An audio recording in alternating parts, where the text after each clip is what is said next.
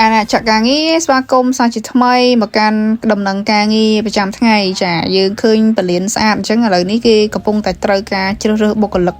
ច្រើនមែនទែនទៅបម្រើការនៅពលានថ្មីហ្នឹងដែលបងប្អូនអាចដាក់ពាក្យបានហើយមិនចាំបាច់មានបទពិសោធន៍ការងារឬក៏រៀនបានខ្ពង់ខ្ពស់ប្រហែលទេ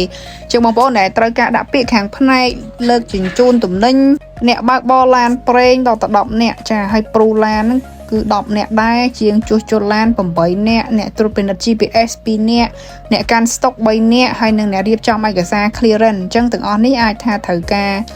ចំណេះដឹងជំនាញខាងបើកបរអីខ្លះក៏ដូចជាបុគ្គលិក clearance ត្រូវការបទពិសោធន៍ខាងផ្នែករដ្ឋបាលអីខ្លះដែរតែអ្វីដែលសំខាន់គឺអ្នកលើកទំនិញអញ្ចឹងបងប្អូនអាចដាក់ពាក្យបានដែលទេសួរខ្ញុំថ្មីនេះទទួលបានទូរស័ព្ទពីបងប្អូនច្រើនសួររឿងការ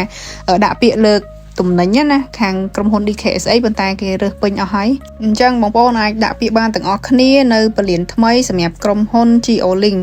ហើយបងប្អូនអាចតាក់ទងតាម Telegram តាម QR code នឹងតែម្ដងឬ call ទៅកាន់លេខ015 83ដើម911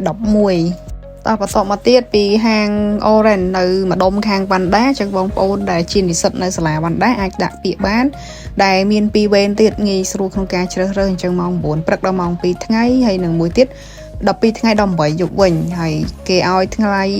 ងៃសម្រាប់ហ្នឹងគឺ2ថ្ងៃក្នុងមួយសប្តាហ៍អញ្ចឹងសៅរ៍អាទិត្យអាចថាមិនមែនជាថ្ងៃសម្រាប់ទេយើងអាចជា day off ដូរគ្នាអញ្ចឹងណាអញ្ចឹងចាប់អារម្មណ៍បងប្អូនអាចតាក់ទងតាម Telegram 093 939 762សម្រាប់ព័ត៌មានបន្ថែមតាក់ទងនឹងការងារនៅរៀបចំអីវ៉ាន់នៅហាង Orange ហ្នឹងចាអរគុណបងប្អូនសម្រាប់ការតាមដានដំណឹងការងារថ្ងៃនេះហើយបងប្អូនកុំភ្លេចជួយ Subscribe ម្នាក់មួយផងអ្នកដែលអត់ទាន់បាន Subscribe ទទួលបានដំណឹងការងារថ្មីរាល់ថ្ងៃអរគុណ